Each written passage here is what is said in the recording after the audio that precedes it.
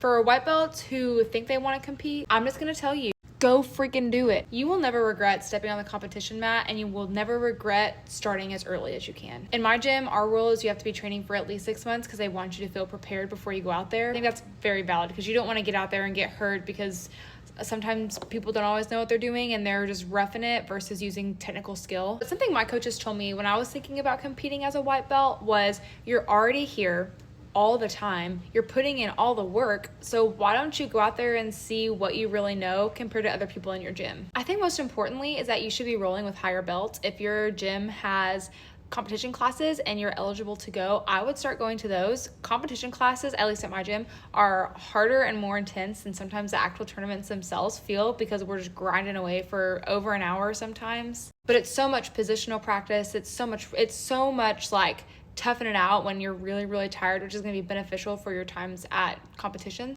So I think that is super valuable. And then I mentioned this in another video, in the reply to my blue belt video, is that whenever you get out there, your adrenaline's going to be super high. You're going to be so amped. And so you just need to find a good way to kind of release that energy because the adrenaline dump after your first competition is very, very intense. It took me about 20 minutes to come down from my first match because you're just so you're so in it. It's so hard to focus on anything else. And you just feel like, oh my gosh, I'm in an actual, what feels like a fight for my life for the first time. And once you start, just sign up and do as many as you can. I love competing. I got hooked on it from the very beginning, and that started pretty much like my quote unquote career in competing in jiu-jitsu.